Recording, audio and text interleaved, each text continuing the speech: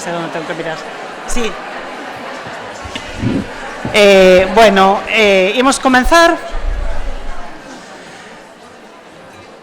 porque xa estamos casi todos e os que van chegando pues xa se van incorporando, vale? Para así despois que podas preguntarlle tal. Bueno, me estaba dicindo Paola que está impresionada e me decía se eu non estaba impresionada, eu estou derrotada porque impresionada estaba cando podía estar aí sentada disfrutando, ahora se ve desde outro lado, non? Eu estou moi agradecida de que Paola volva a estar con nós.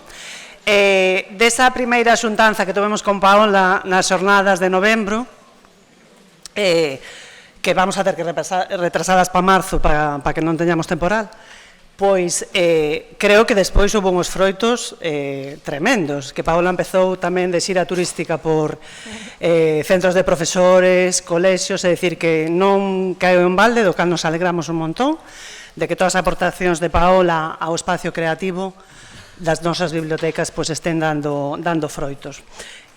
Bueno, tedes aí o currículum de Paola, que é un currículum estupendo, e eu non vou a ler porque está aí, vale?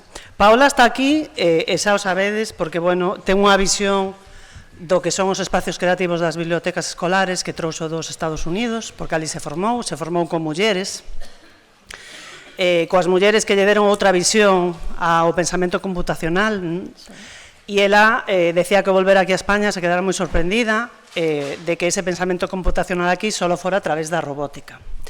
Entón, ela o que está intentando espallar aquí todos o que son os textiles e os circuitos en papel, e que xa solamente polo material que utilizan, que son as teas e que son os papéis, fan que, bueno, as mulleres, as nenas, aparezcan aí cada vez máis, vale? É importante, hoxe estuve pola mañá nunha mesa de biblioteca inclusiva e eu decía que inclusión son moitas cousas, non solamente utilizar pictogramas. Falábamos de inclusión na lingua, pero tamén inclusión son os materiais que utilicemos. Os materiais tamén nos poden afastar e nos poden achegar as cousas. Eu xa o contei en novembro, participei en Bricolabs, na Casa do Home da Coruña, nun taller de textiles con ela, e prácticamente éramos todas mulleres, debía haber 2, 3 homes. A semana seguinte fixeron un taller de robótica e a porcentaxe era xusto a contraria. Cando que se estaba traballando era o mismo, a programación, pero os materiales cambiaban. Entón, bueno, cousas a ter en conta. Non vou a robarlle máis tempo a Paola, porque é a que me de saber que a mí xa me tedes moi vista, vale? Gracias a todos e gracias a Paola. Vale. Bueno, boas tardes a todos e todas, moitas gracias por estar aquí. A verdade que un placer que vou a contar comigo. Estiven aquí en novembro nas xornadas das bibliotecas escolares e, bueno, estou outra vez aquí con unha prestación un poquinho diferente. Eu penso que máis que diferente, un poquinho máis profunda. Entón, os que xa me vistedes, moitas gracias por volver a verme, e os que estades de novas vou intentar explicar a miña trayectoria profesional e persoal e como unha estudiante de Belas Artes galega remata nesta mesa falando de STEM e pensamento computacional. Entón, bueno, digamos que dende o 2011 a miña pasión, o que me gusta, é impartir clases e cursos de deseño e interacción.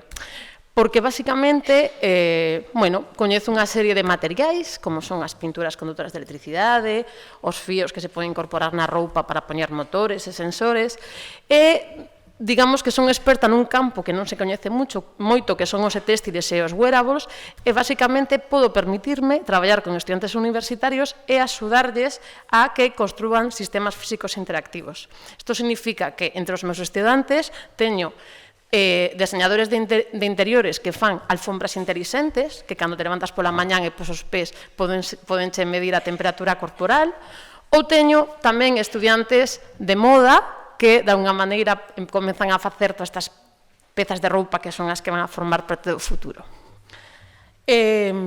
Todos estes materiais e todos, digamos, de alguna maneira, temos aquí unha pintura que, como vedes, parece unha pintura normal, pero non, é unha pintura que se a poñemos no papel, pode funcionar como un cable, vale? temos un tecido debaixo, que é un tecido conductor, que pode funcionar como un interruptor. Temos rotuladores, que teñen un material que é conductor, e que podemos facer a nosa firma e añadirlle, pois neste caso, algo tan sincero, un componente electrónico tan sincero como un LED. E temos novas ferramentas digitais. Cando digo novas ferramentas digitais, é á esquerda, como vedes, temos un pequeno ordenador que se chama Lilipat Arduino, que é unha adaptación do Arduino, da placa Arduino original, e que, como podedes ver na imaxe, ven acompañado dun fío. É dicir, temos novas ferramentas que están no mercado, por decirlo de alguna maneira, dende non máis de 10 anos, e que todas estas ferramentas, ao final, o que fan é que se cree novas formas de entender e de crear con tecnoloxía. Cando regresei a España, logo explicaré un poquinho máis, pero digamos que como parte desta función miña de profesora, teño unha página web que se chama Prototipado Lab, que se vamos a intentar entrar un pouquiño para navegar por ela, era Skype, aquí está. Pois a miña misión é que, por exemplo, poño materiais condutores, vale? Entón, imos aquí, que é o velcro condutor de electricidade? Encontramos unha imaxe dun material que é como un velcro e encontramos un vídeo que explica como con este velcro sonido podemos facer este tipo de interaccións.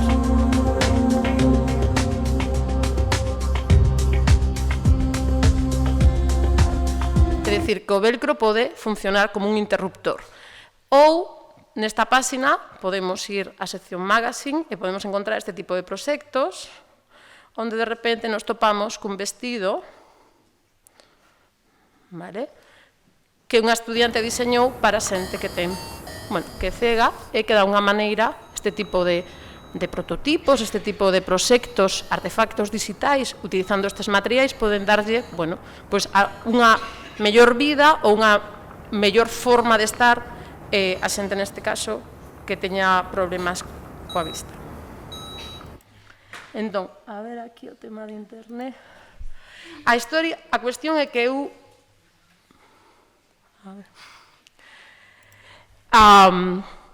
Esta páxina empecé a documentar todo este tipo de materiais, todo este tipo de proxectos, porque dime conta de que casi toda a documentación que existe está en inglés.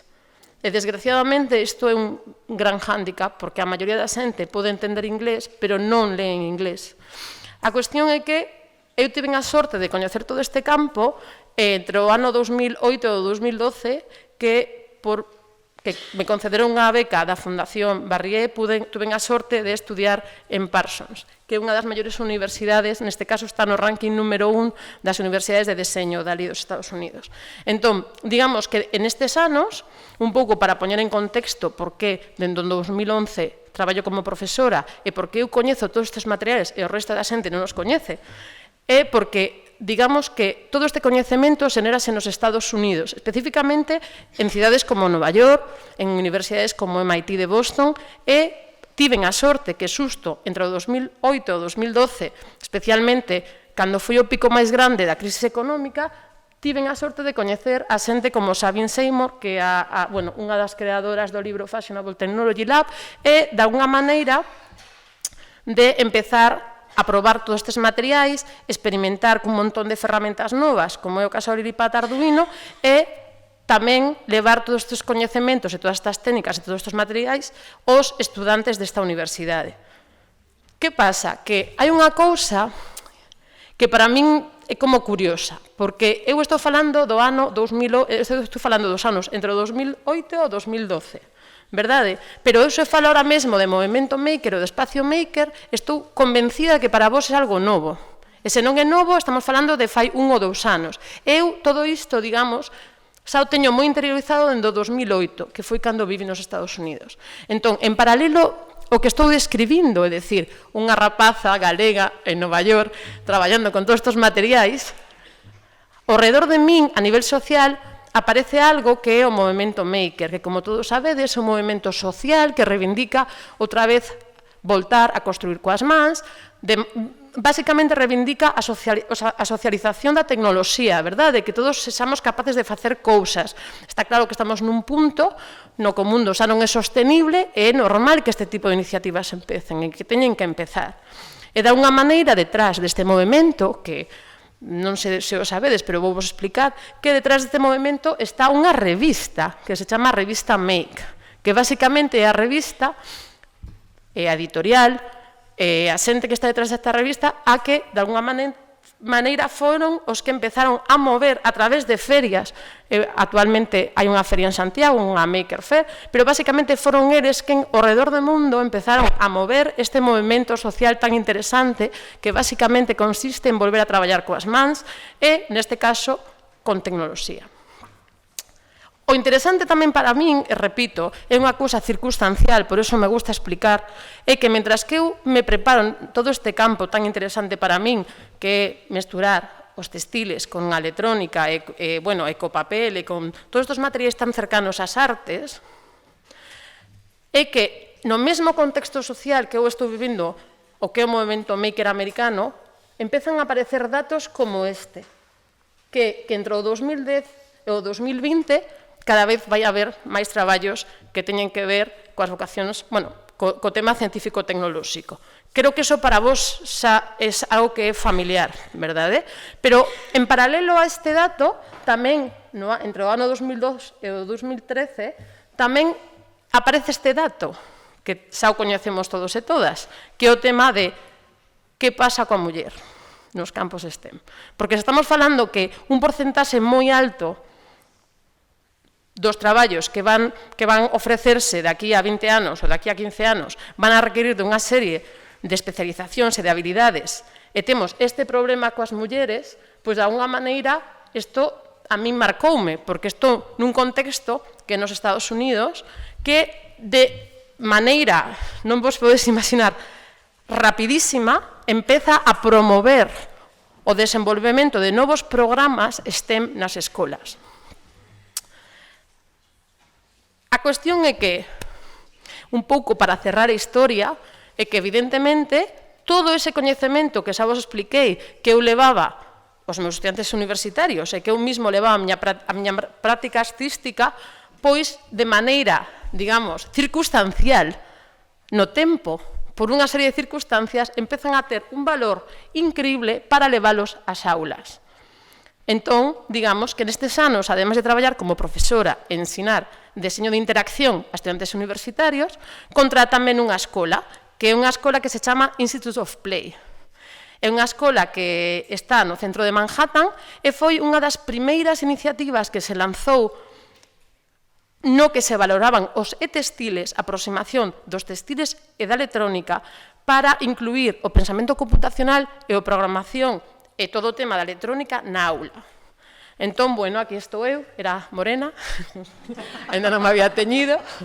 Entón, bueno, estou aí na biblioteca, neste caso este piloto, este proxecto, este espacio maker, por chamalo así, porque como se chamaba, como o coñecemos aquí, bueno, ten diferentes terminoloxías, pero vamos, de alguna maneira, pois tiven a sorte de poder xogar, experimentar, probar, testear, fedellar, non?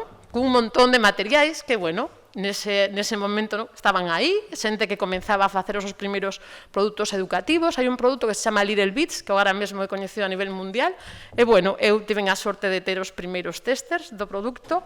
A pintura conductora tamén. Tiñamos todas, bueno, pois, o que pasa cando estás nunha cidade, nun país pioneiro e que tes a sorte de poder ter acceso a todo este material de coñecemento.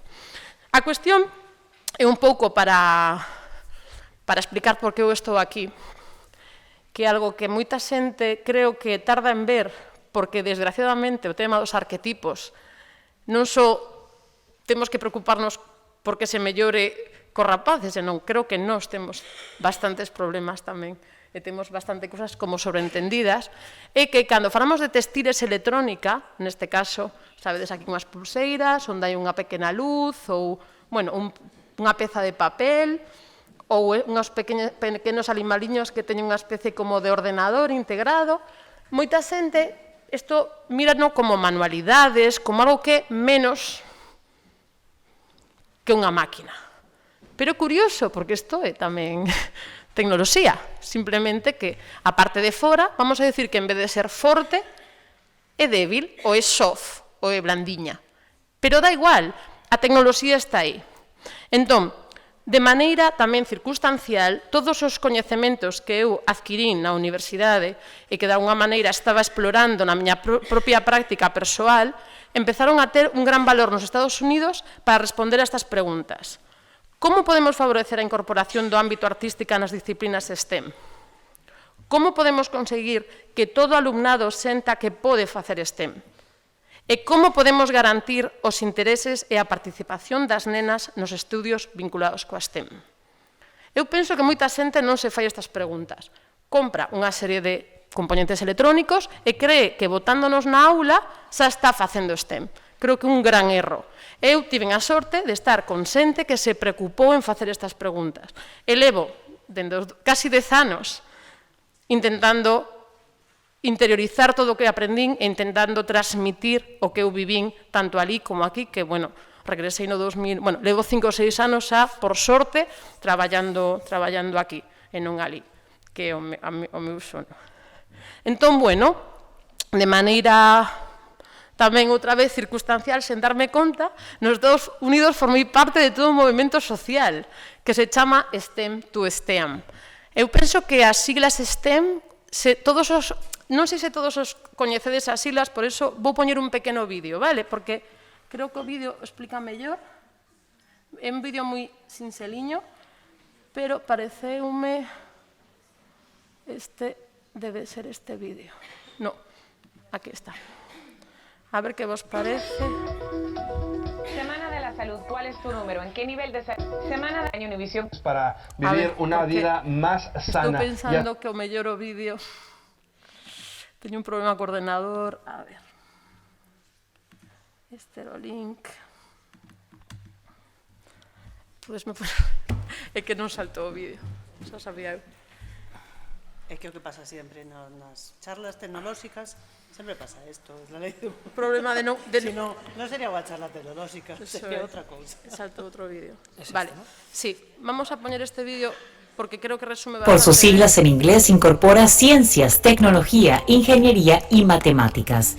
STEAM mencionadas, pero también arte en sus múltiples interpretaciones.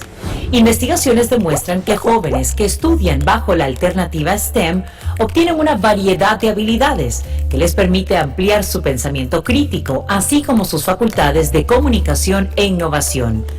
Quienes abogan por el currículum STEM insisten en que debe existir una separación entre las ciencias y las artes para evitar que esta disciplina reste a las que serían claves para brillar en las denominadas carreras del futuro. Adeptos al sistema STEAM subrayan que incorporar el arte más bien permite a los alumnos emplear la creatividad e imaginación mediante el uso de diseño y gráficas para completar proyectos. Escuelas donde ya se implementa STEAM señalan que la alternativa facilita a estudiantes que no muestran interés en las ciencias y matemáticas a demostrar su entendimiento de manera más cómoda. É un vídeo moi sincero, pero creo que explica non mellor do que podo explicar eu, que a veces falo moi rápido, pero basicamente entendedes por que traballando cos ETSTIs de repente, sen darme conta, formo parte de todo o movimento. Porque eu considero que a educación artística ten que estar incorporada. Eu penso que se tes que diseñar non sei, un brazalete, tes que diseñar. Se queres facer unha pintura de Van Gogh interactiva que leve motores e sensores, tes que saber de composición e tes que saber de color. Entón, bueno, como vedes aquí, estes puntiños son as propostas ou os programas que nestes anos destacaban por decantarse polo STEAM. Evidentemente, hai outra imaxe onde outra xente se decanta polo STEM. E, de alguna maneira, formei parte dun debate de todo un país. STEM ou STEM. Habitualmente, digamos, actualmente, xa non hai debate. Credes que hai debate? O importante é o STEM. Da igual, non é que dá igual, a cuestión é facer STEM. E eu penso que é mellor coa, pero o tempo dirá, porque ao final cada profesor tamén ten dereito a elegir como quere impartir a súa actividade. Eu defendo unha postura, pero isto repito que quen quera obter máis información, que busque en Google e que puña as dúas siglas e que intente recapacitar como docente como quere, digamos de alguma maneira, fomentar as vocacións científico-tecnolóxicas cos seus alumnos ou alumnas. Total, que no 2013, pois, creo que os ao dixen noutra charla, a morriña invadiume como boa galega e, bueno, boteime a manta a cabeza e voltei.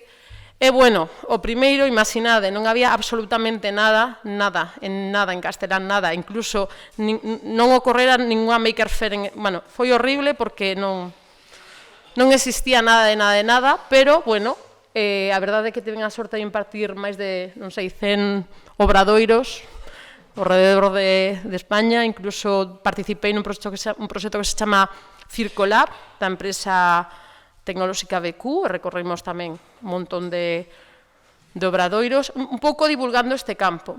E, ademais, un pouco coa idea de traer aquí todo o que eu había vivido, experimentado nos Estados Unidos, lancei unha iniciativa que se chama Aula STEAM, que, por sorte, este ano, nas xornadas do INTEF, pois invitáronme e, por fin, puden hablar de todo este traballo que veño facendo estes últimos anos.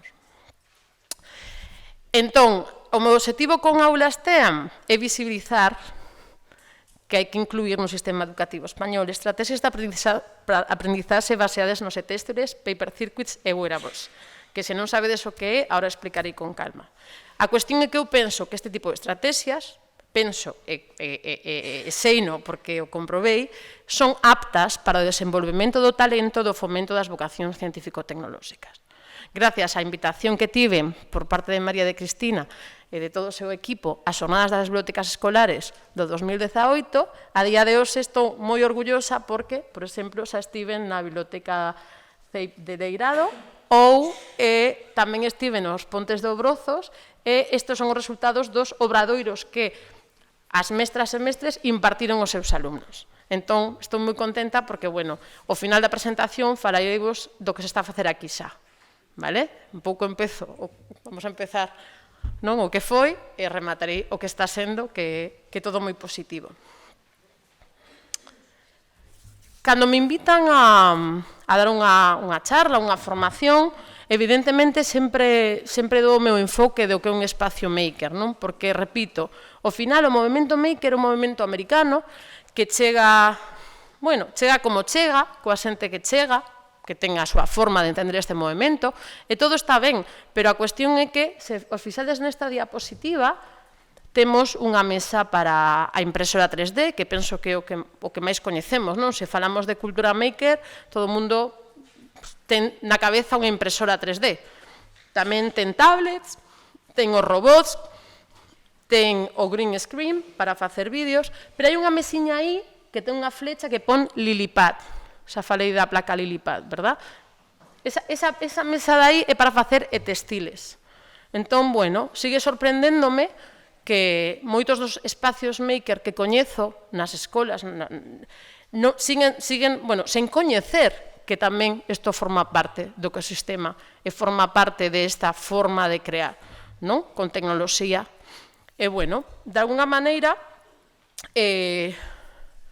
tamén me gusta explicar non simplemente que a carencia desta pata, senón tamén me gusta explicar que, como eu entendín o espacio maker nos Estados Unidos, é que é un espacio de aprendizaxe onde os rapaces e rapazas fedellan, xogan e realizan exploracións open-ended con ou sen tecnoloxía. Outra cousa que tamén me dá moito coraxe é pensar que un espacio maker todo ten que ter tecnoloxía.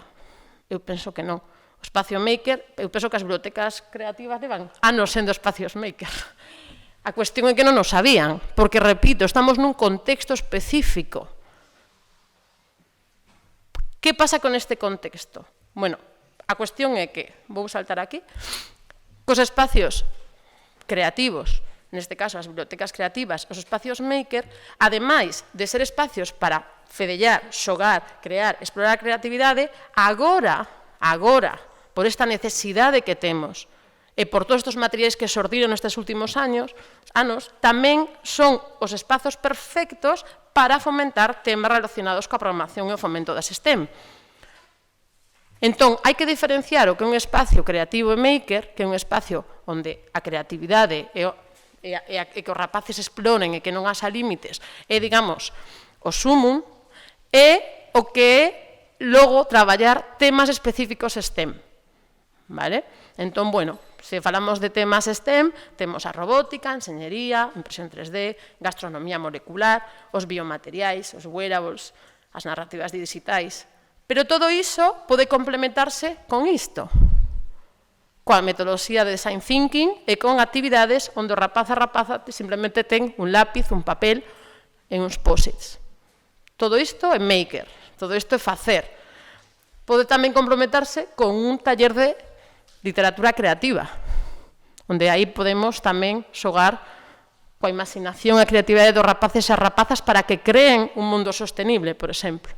Vale, isto tamén quero aclaralo porque parece que a máquina é o que lidera o espacio maker e non necesariamente ten que ser así, aínda que evidentemente este tipo de espacios son unha gran oportunidade porque se non nos facemos nestes espacios, onde o imos facer, tal e como está diseñado todo. Entón, evidentemente é unha gran oportunidade.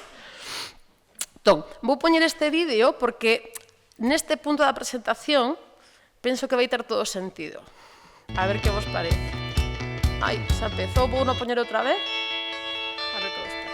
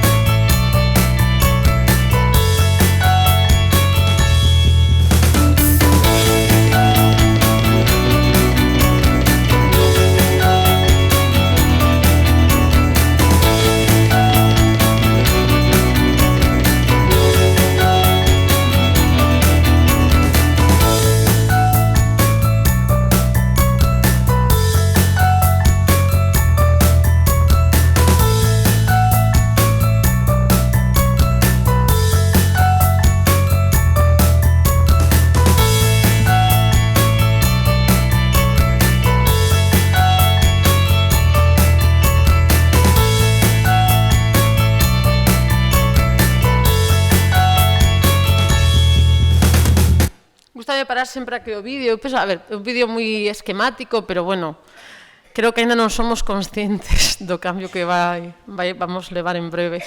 Porque a tecnoloxía está nun punto óptimo para facer un montón de cousas que antes non se podían facer. Entón, bueno, sempre digo o mesmo, que os protagonistas sodes vos, pero o futuro é para eles. Para nos xa está. É así, é así. Entón, todo este tipo de competencias, habilidades, María fala do pensamento computacional, forman parte desta realidade que nós xa estamos empezando a intuir, pero que xa é, non?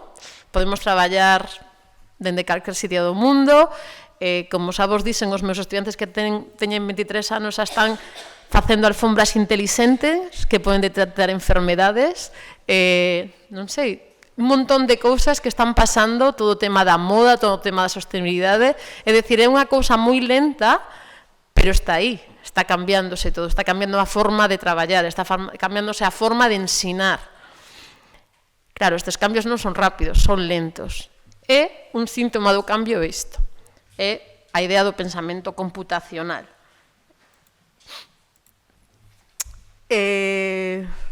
Isto é curioso, porque o que vedes aquí, basicamente, son uns testís que se poden facer con té verde, azúcar e kombucha, que é unha bacteria, unha combinación entre bacterias, levaduras e outros microorganismos.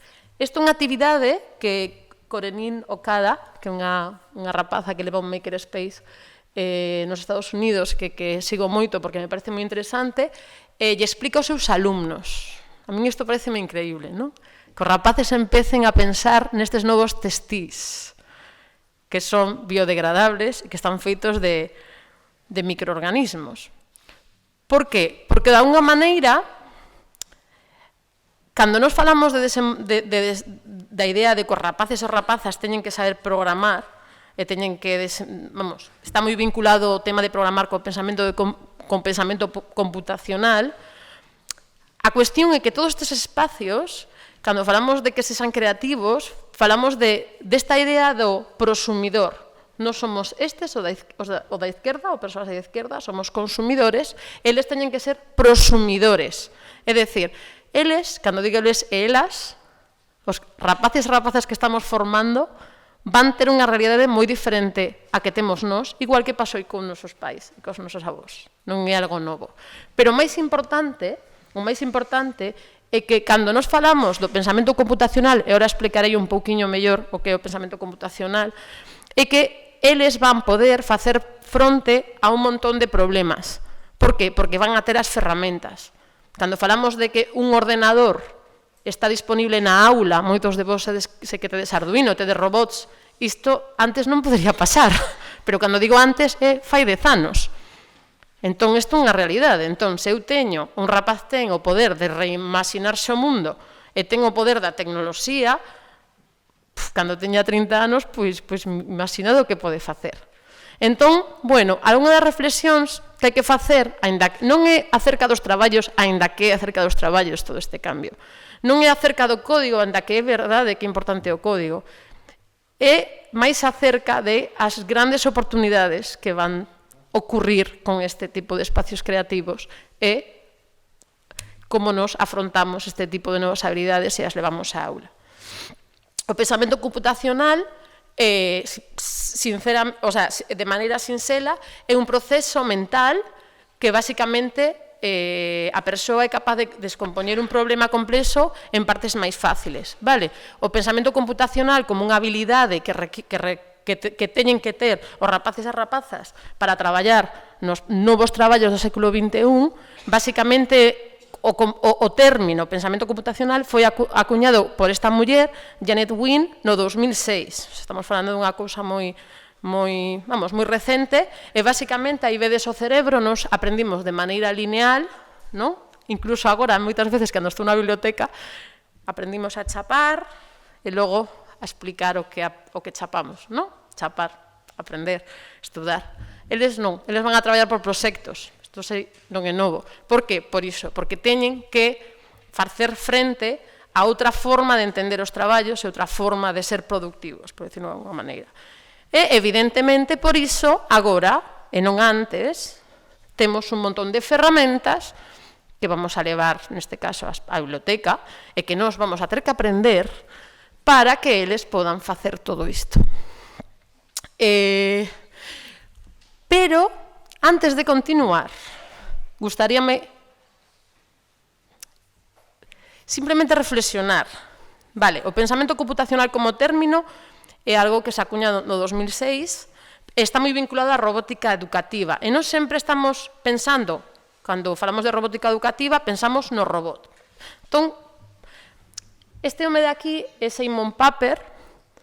Se non o coñecedes e vos interesa o tema, recomendo vos que apontedes o nome e busquedes sobre el, porque é un visionario e digamos que ele é o pioneiro, o fundador do que é o pensamento computacional como tal, o pioneiro. É un matemático que nos anos 80 xa el empezou a percatarse da dificultade que teñan os nenos e as nenas para traballar cos ordenadores, especialmente para traballar cos linguaxes de programación. E, digamos, que desas observacións que tivo este home, levaron a tomar dúas decisións. A primeira foi que empezou a estudar profundamente toda a teoría constructivista de Piaget, e a outra que se mudou ao MIT e empezou a traballar no Departamento de Inteligencia Artificial. Papert é un home que se sentiu apasionado por esta idea de como neno a nena aprende o tema a programación e creou as súas propias ferramentas digitais. Aí vedes, nesa portada deste libro, que é un dos seus libros máis importantes, como os rapaces están xogando cunha especie de tartaruga. O rapaz está vendo a tartaruga que está dibuixando no papel e a rapaza está como programando, vedes? É dicir, que algo que parece como que novo non é tan novo, estamos falando dos anos 80. E Papert, ademais de, digamos, de crear estas ferramentas e de teorizar e de ler a Piaget, acuñou un novo término que non é construccionismo, senón é o constructivismo. O constructivismo con V é de Piaget, o construccionismo é o de Papert. Estes dous términos son moi importantes porque, basicamente, cando falamos de construccionismo, estamos falando de algo que facemos agora, cando temos o robot na aula ou cando temos algún tipo de ferramenta digital, que é o tema de learning by doing, aprender facendo. Esta idea de que teño un obxeto, teño a tartaruga e aprendo porque a tartaruga se move e podo entender o que programei. Este libro, que chamase Desafío da mente, computadoras, nenas e ideas poderosas, revolucionou na súa época pois toda esta idea de como os rapaces, as nenas se teñan que relacionar cos computadores, cos ordenadores. E de alguna maneira, por iso, este home se coñece como o pioneiro, o visionario do pensamento computacional, aínda que no 2006 foi Wien quen acuñou o término. Por que vou aquí?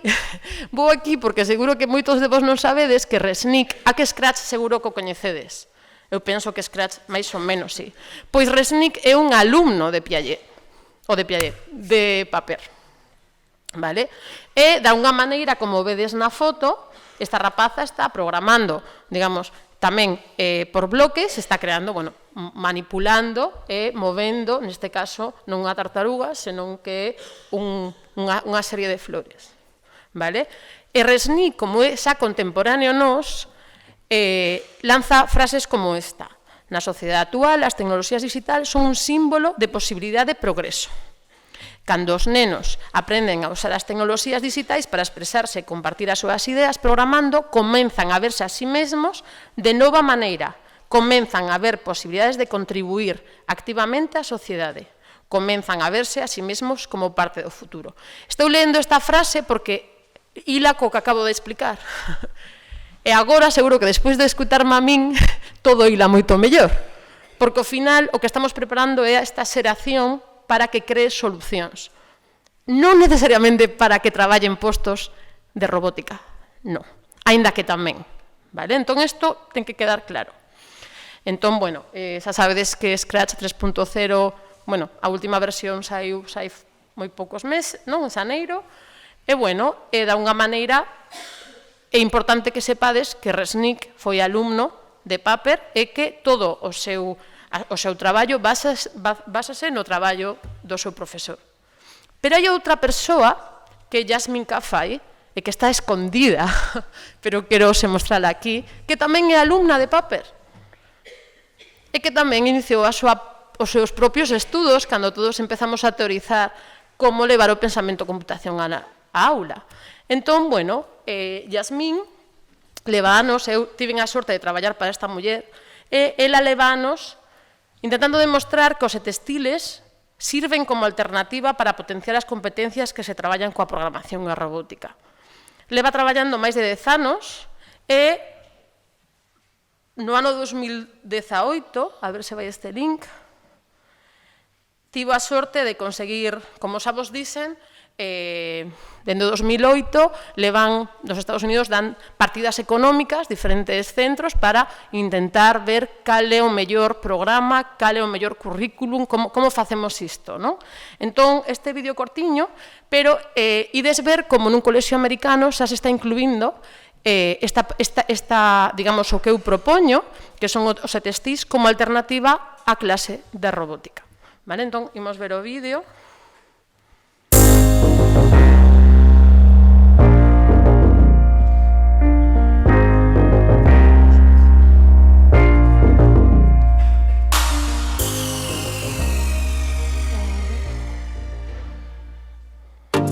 Programming, I've never done anything with computers in general. Because I thought it was gonna be like all about computers and stuff. Yeah. But it's not. I thought it was going to be a little bit harder to do. First, I thought you have to be really smart to code. Vou parar aquí un momentiño porque todos están dicindo que nunca programaron, que nunca creyeron que iban a programar e que creían que iba a ser extremadamente difícil.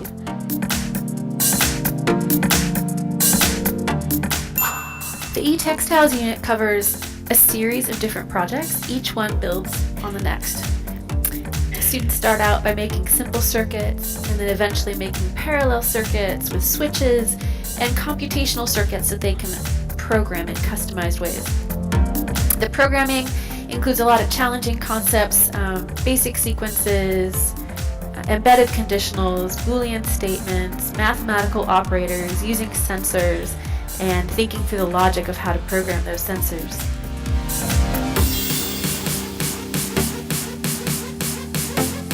It's not just crafting, it's sewing combined with circuitry. I love what you might call the hybrid nature of eTextiles. To see the possible connections between crafting, computing, and engineering. Our eTextiles unit seeks to bring making into computer science classrooms. We want to broaden who is participating in making in computer science. We want to deepen their learning by providing meaningful challenges to students. And we want to diversify who is making and what they are making. We're doing this by focusing on student-driven handcrafts. The electronic crafting projects are not so much about teaching students stitching. Involves a lot of problem solving and thinking about procedures and steps, which I think connect very closely to thinking about computing and procedures. But it's that transformation from their original ideas to what works and learning the skills, both programming skills and circuitry and crafting and all of those ways that those interweave. It's usable. You can take it home with you. Pode ser aquí o vídeo porque podedes consultalo logo na presentación, pero bueno, davos un pouco a idea de que hai outras alternativas para traballar as máis competencias, non? Que é o pensamento computacional. Esta muller, repito, que é alumna de Paper, pois é unha das impulsoras nos Estados Unidos deste modelo. Evidentemente, tiven a sorte de traballar con ela porque, cando estaba ali nos Estados Unidos, comenzou todas estas investigacións e cando eu estaba nos espacios maker nas escolas, pois, digamos que ela era a miña xefa, era que empezábamos, bueno, tanto ela como todo o equipo, a valorar se realmente o rapaz, a rapaza aprendía, que creo que é algo que tamén hai que facer. Saber se realmente a estadística demostra que o rapaz aprendeu a crear un circuito ou aprendeu ou non a programar, porque o rapaz este coordenador non significa que vai a programar, ou porque fago un proxecto con mellor o fai o profesor. Entón, isto é unha cousa complicada. A cuestión é que, xunto a Yasmín Cafai, traballan moitísimas outras mulleres, eu espero que en pronto tamén, tanto vos como eles e elas, todos, pero bueno, gústame visibilizar que especialmente hai mulleres que están apoiando este enfoque, e que de unha maneira, dende o 2000, dende o principio, o que teñen claro é que desgraciadamente, os arquetipos están aí. E que, cando falamos de un fío, dunha agulla, sabemos que ten que ser para unha muller e que cando falamos dun taladro ten que ser, asociámoslo a un home. Entón, estas mulleres especialmente son moi sensibles a este tema porque consideran que isto ten que cambiar, e ten que cambiar xa dende a base. Non se pode cambiar máis tarde, cambiarlo xa, infantil primaria, non podemos levar esos arquetipos á aula, porque senón dá igual o que fagamos máis tarde, porque xa están asimilados. Entón, bueno, todos estes libros, moitos máis, a verdade é que dame pena porque están todos en inglés. Eu na página web Aulas TEAM intento traducir algúns artículos que fan que a mí me parecen un montón de suserentes, pero a verdade é que os libros Mykeology son espectaculares porque explican, bueno, un montón de cousas sobre como teñen que ser estas actividades e, bueno, sen máis. Quen sepa inglés, e senón pouquiño a pouquiño, pero todos son moi recomendados. A cuestión é que todos estes libros chegan á mesma conclusión. As actividades vinculadas aos textiles poden ser unha entrada alternativa ás ciencias da computación, co final e o obxectivo, verdade, de preparar estes rapaces e rapazas nestas habilidades. E que é o que concluíron todos estes anos? Primeiro, cando ti inclues un circuito, vense esa pola costura utilizando un fío ou vense esa pintando nun papel, basicamente estás facendo que a tecnoloxía oculta sexa visible tangible. Entón, non é unha cuestión de coser ou de pintar, é unha cuestión de desvelar como está conectada a tecnoloxía. E se ao final nós o que queremos é que os rapaces e rapazas creen tecnoloxía, que mellor forma que entendan como están conectados todos os componentes. Moitas veces os cables están todos, bueno, dunha forma que non é lesible, digamos, non é fácil asimilable. Por outro lado, outras das conclusións que, bueno, a maioría dos estudios están como de acordo, é que ensinar os conceptos de electrónica a través do craft pois é bastante positivo. Logo mostraré algúns exemplos, vale, de algúns obradoiros que fixen aquí nas bibliotecas escolares e o feedback que obtuven dos profesores, dos mestres e mestras. Logo, todos estamos de acordo, e ademais, eu penso que por iso estades aquí hoxe, que é máis amigable para principiantes, non é menos intimidatorio. E iso é importante, porque ao final o que queremos é que haxa puntos de entrada. Pois sí, é máis amigable. Parece que é máis divertido o que comentaba María, non? Ir a un taller de textis que ir a un taller de robótica. É unha tontería, volvemos outra vez aos arquetipos, pero é unha realidade. E logo, inspira e compromete as mozas en STEM, eso é evidente, polo tipo de proxectos que se fan. E logo hai unha cousa que ten que ver cos materiais, con estes materiais que son moi novedosos, e que moitas veces que en sí non se necesitan soldar os materiais. Se eu traballo cun fío, para facer unha conexión, cun nudiño xa teño a conexión feita. Entón, todo iso tamén facilita que podas manexar mellor todos estes materiais. Todas estas teóricas, as ferramentas que utilizan, especialmente, unha delas é a Lilipat Arduino, que xa falei desta placa ao principio, e non vou poñer máis vídeos porque estou cortiña de tempo, pero basicamente podedes encontrar información sobre LIA en internet. Nesa diapositiva, ela xa mostra como a placa, o deseño da placa, inflúe para crear diferentes proxectos. Na izquierda vemos Arduino, vemos os proxectos que fai a comunidade, e á dereita vemos os proxectos que fai a comunidade coa Lilipat Arduino. E, bueno, tamén me gusta explicar que LIA tamén foi moi cercana ás teorías de Papert, e que, basicamente, a súa investigación comezou na aula, en as aulas de primaria e secundaria, onde, como vedes na foto, ano 2004, ela xa estaba explorando que tipos de proxectos poderían facer eles na aula para romper estas barreras, estes arquetipos, estes proxectos que temos tan asimilados co tema do xénero. E por iso que ela creou ese kit, que é o kit Lilipat Arduino, e que, bueno, de alguna maneira é unha cousa moi novedosa porque saliu ao mercado no 2007. Ainda non ten, bueno, 10 anos, ten 10-11 anos. E, bueno, se vos interesa ela especialmente, ten uns estudios moi interesantes sobre como esta aproximación inclúe a nena ou a muller no campo STEM. Papert e Karen Wolfen teñen tamén unha publicación moi interesante que se chama Theorizing the Nexus of STEM Practice, que basicamente tamén explican como o deseño da placa pode influir para o tipo de proxectos que se fan. Por unha cuestión, sabedes, é algo tan sinxelo como os materiais. Se a ti che dan uns cables e unha placa e che dan unhas pinturas e outra placa, o teu cerebro vai facer proxectos diferentes. Entón, é moi interesante ver todo o tema artístico, como tamén nestes últimos anos hai moitas investigacións que apoian esta forma de ensinar, onde se valora a inclusión neste caso, da expresión artística. Outra muller que quero destacar nesta presentación é Limor Fred, especialmente porque, ao igual que Elía, creou as súas placas tamén para promocionar e para poder abrir o campo dos ETSTs, é porque en internet podedes encontrar, ten unha plataforma que se chama Wearable Wednesday e tedes millóns de vídeos, desgraciadamente en inglés, pero que falan deste campo e que seguro que se comenzades a facer proxectos dos ETSTs nas bibliotecas escolares, seguro que tiraredes un montón de ela e Becky Stern, e bueno, é increíble, unha pena que non nos traduzca. E nada, destaco a Limor Fred porque recentemente lanzou esta placa que se chama Circuit Playground Express e pareceme que vai a ser a placa que vai entrar na aula. Xa vos explicarei logo por qué. E vou vos poñer este vídeo porque Jiki é unha alumna de Lía, é unha rapaza moi xovenciña que tamén tiven a sorte de coñecer. E, como vedes ali o papel, vedes que ten unha plaquiña, verdade? Ata agora todas as placas, cando digo placa é un ordenador, algo que se pode programar e que se lle pode poñer un montón de luces, sensores, calquer tipo de componente electrónico. Pois esta plaquiña de aquí, como vedes, a diferencia das outras, podese poñer en papel. E como sei que vos gusta moito a lectura, vou vos mostrar este vídeo. A ver se se...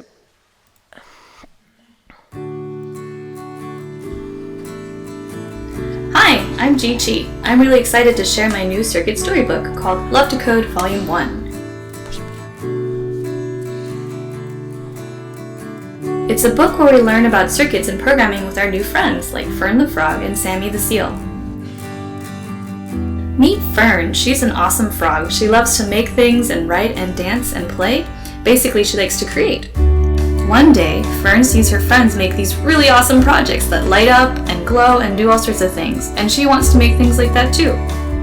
So she grabs all her stuff, and then she runs happily along.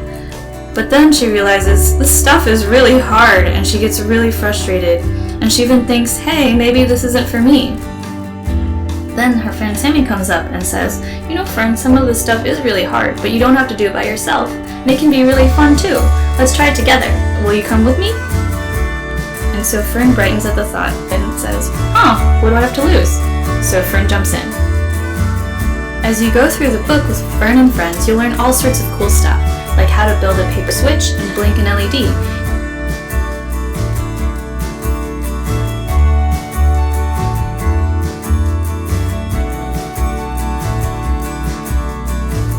You'll also learn cool programming concepts like if statements and loops and even multi-threading.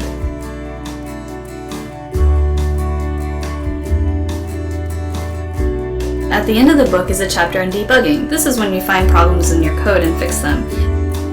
It's frustrating sometimes, but don't worry, our good friend Debug will be here to help you. As Fern goes through her adventures, we're all going to learn how to make all sorts of cool stuff with circuits and code. Come learn and play with us.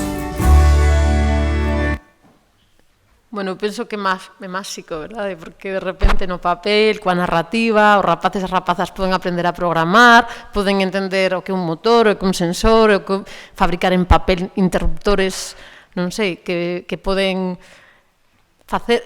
Básicamente, aquí a maxia é o tema da narrativa, como podes enganchalos, e como teñen que programar para que suceda algo nesa escena, non? Entón, quería mostrar este vídeo porque de alguna maneira Jiki é unha enxeñeira que lle encanta, bueno, a súa pasión é a papiroflexia. Entón é increíble tamén ver como nestes últimos 10 anos, porque tamén cando a coñecín era unha rapaciña, sigue sendo unha rapaza, pero é increíble ver como todo madurou e ten todo sentido, non? Como o seu cerebro foi capaz de crear esta ferramenta que ao final o que lle permita ela é combinar toda a súa parte, non, os seus coñecementos de enxeñería que lle gustan co tema da plástica, pero é increíble como este produto pode cambiar tamén a percepción do que tendemos como traballar o pensamento computacional, non? E, bueno, gustaríame terminar con Silvia Libot Martínez, que, bueno, digamos que os americanos sempre teñen como un gurú, non? Así unha cousiña. Ela podría ser a gurú do movemento maker nas aulas, non? Entón, este libro, Invent to Learn, digamos que de alguna maneira é como a Biblia nos Estados Unidos do movemento maker na classroom e na aula. Porque creo que tamén é importante diferenciar entre o que é un espacio maker fora da aula e o que é un espacio maker dentro da aula. Cando digo fora dentro, vou volver a repetir esta frase. O que é un espacio maker no contexto escolar e o que é un espacio maker fora do contexto escolar.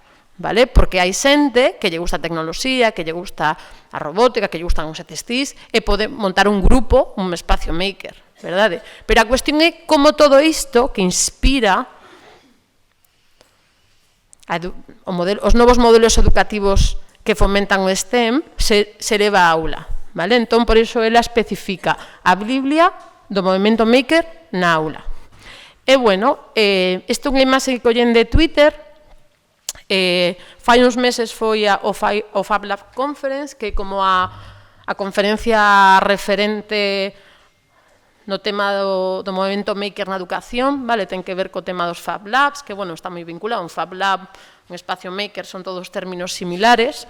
E, bueno, como podedes ver, as placas que esta muller xa propón, creo que ten todo sentido, verdade? É dicir, de maneira natural, o deseño da placa sí é importante para decidir que levamos á aula.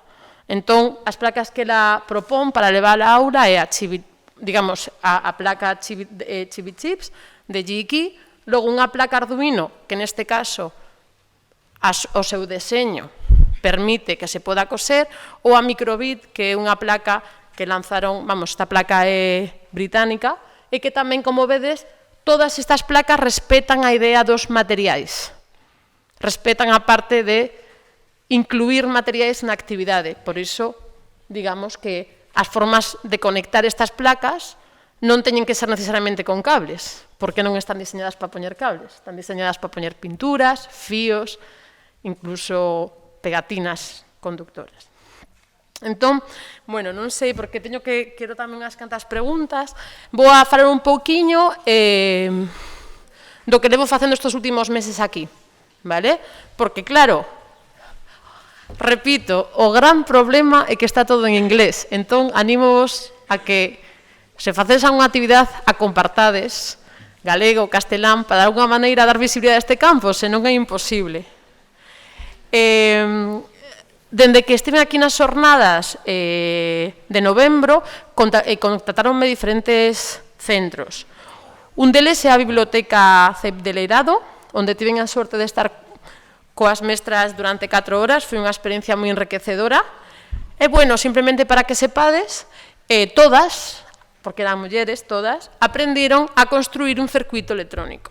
Todas entenderon que era unha batería, vale? Que é, digamos, que o elemento que proporciona a enerxía necesaria para que os electróns circulen.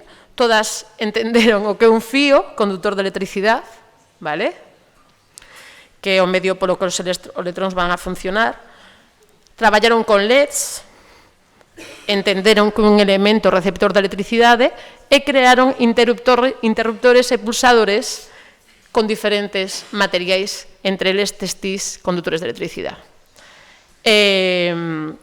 Tamén estive no CEIP Pedro Antonio Cerviño, coa sorte de que un dos profesores, púxome moi contenta isto, documentou o seu vídeo. Vale? Neste caso, o interruptor fixo cun velcro conductor de electricidade, vedes? E, bueno, fixo o seu prosetiño. Vou pechar aquí. Máis cousiñas que vos quería mostrar.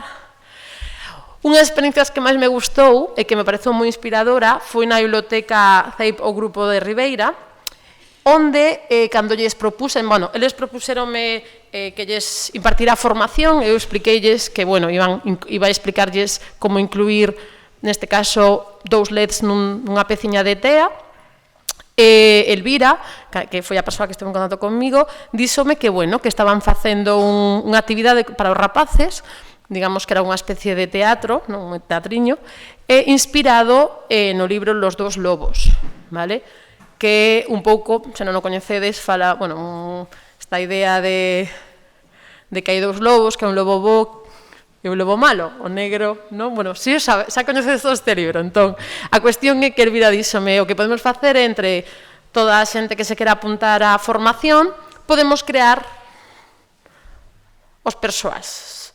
De alguna maneira que, como temos as cores vermellas de LEDs e temos as azules, vamos a poñer as azules para lobo que bo e as vermellas para que malo, e de alguna maneira aí xa estamos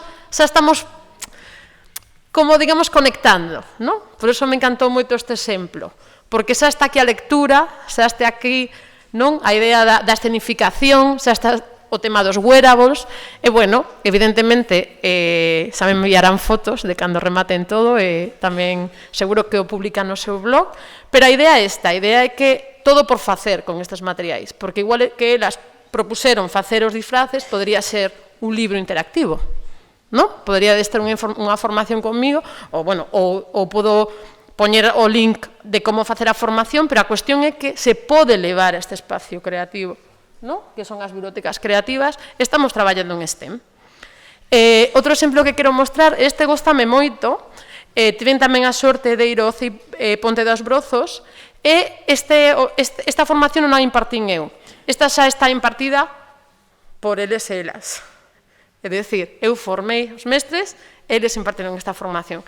Encántame, no seu blog teñe máis detalles sobre esta formación, pero sobre todo o que máis me gusta é a cara dos rapaces. E o que máis me gusta foi o correo electrónico que recibín de María Cés, que moitas gracias pola reflexión, que foi moi motivador para min, porque poñía frases como aprendemos que facer e que non facer, e a cerrar as posibilidades de deseño. É dicir, ela explicábame que, claro, cando traballamos con estes materiais, temos que deseñar algo, entón temos que decidir que queremos facer, non? Porque podemos facer unha pulseira, podemos facer un broche, entón, iso pareceulle como interesante, como punto de partida para os rapaces para empezar a crear con tecnoloxía.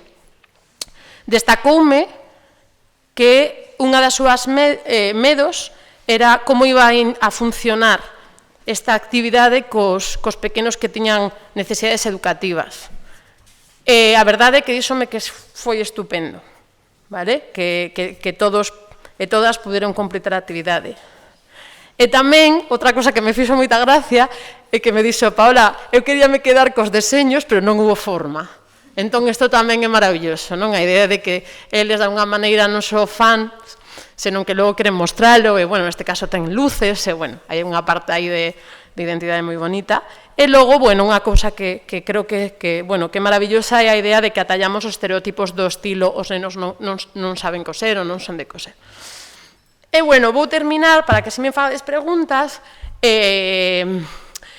tamén estive nestes meses dando formación no CAFI, algúns dos meus profesores de unha introducción a proxectos STEM eran profesores de primaria e aprenderon a facer cousas como este.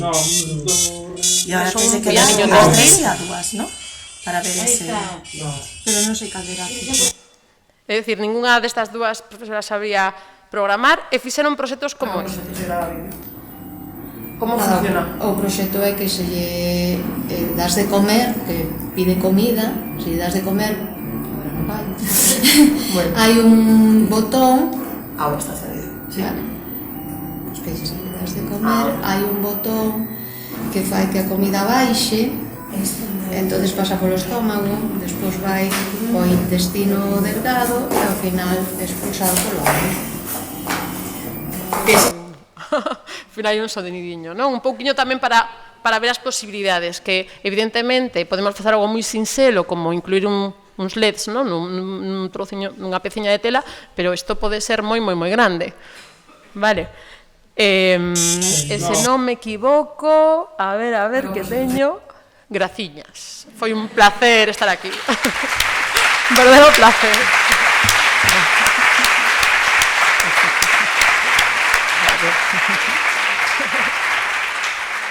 Bueno, gracias. gracias a ti, Paola, e o momento nos quedan 10 minutiños de que preguntedes algo sobre o que dixo, ou non.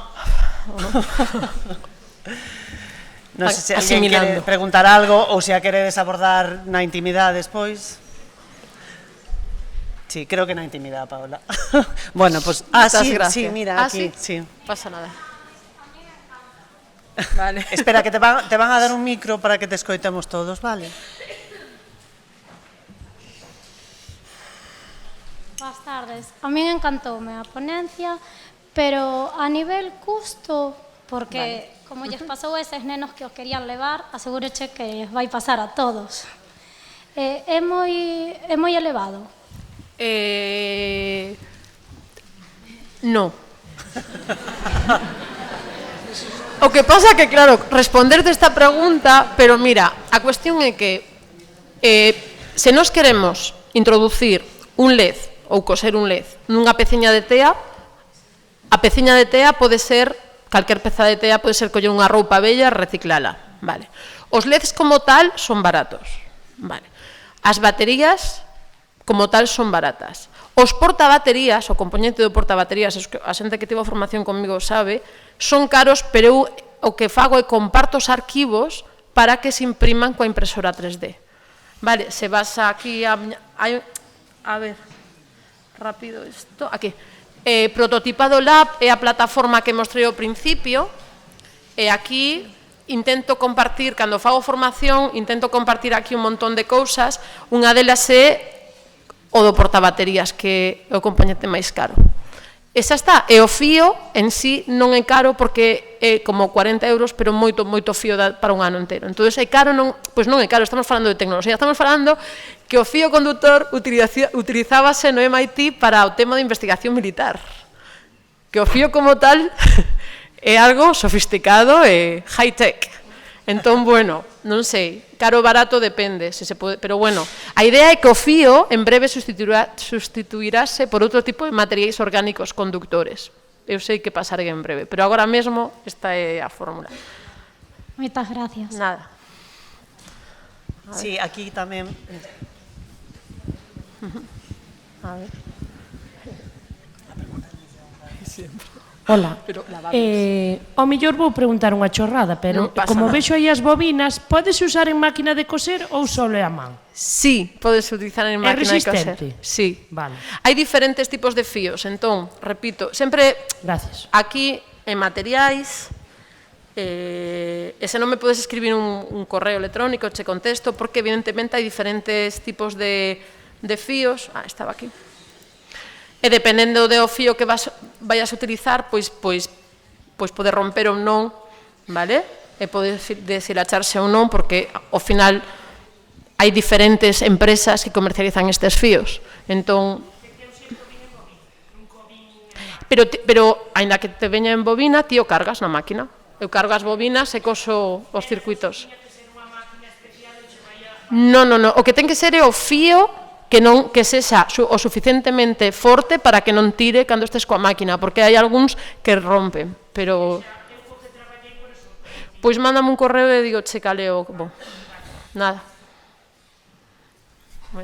Bueno, se as nosas aboas e mamás se enteran de que volvemos as máquinas de coser a través da computación, o que as voltas queda a vida. Non sei se temos algunha pregunta máis. Vale. Bueno, pues agradecer Ay, sí, vale. Ahora nos animamos, no, hay... Ahora nos animamos. Vale, espera, no, Eva. Sí, dinos. Hola, mirade, falo porque teño que darlle as gracias a Paola porque nos estábamos aí nesas experiencias e ainda non levamos a cabo nada cos nenos desde o noso centro, que é o centro do grupo, pois é o grupo de Ribeira, e o que queríamos era ampliar un pouco a visión aos formadores, aos educadores, que a veces temos moito medo ao tema das novas tecnoloxías. Eu mesma son unha persoa que, ainda que son a coordinadora da biblioteca, móveme moito máis, digamos, como pez na auga, na parte máis literaria, máis tradicional, digamos, da biblioteca, de dinamización e de animación, pero entendo que, como propón este ano Bibliotecas Escolares o tema de poéticas diversas, pois temos que facer entrar este tipo de actividades na aula, e claro, primeiro, ante todo, temos que formarnos nós, no noso cole, neso estamos. Esperemos que en breve podamos levar isto á aula e xa che mandaremos o vídeo. Perfecto. Moitas gracias. A ti, Elvira. Vale, pois nada. Estamos. É moi fácil. Bueno, pues gracias a todos y a descansar un poquinho para seguir. Gracias.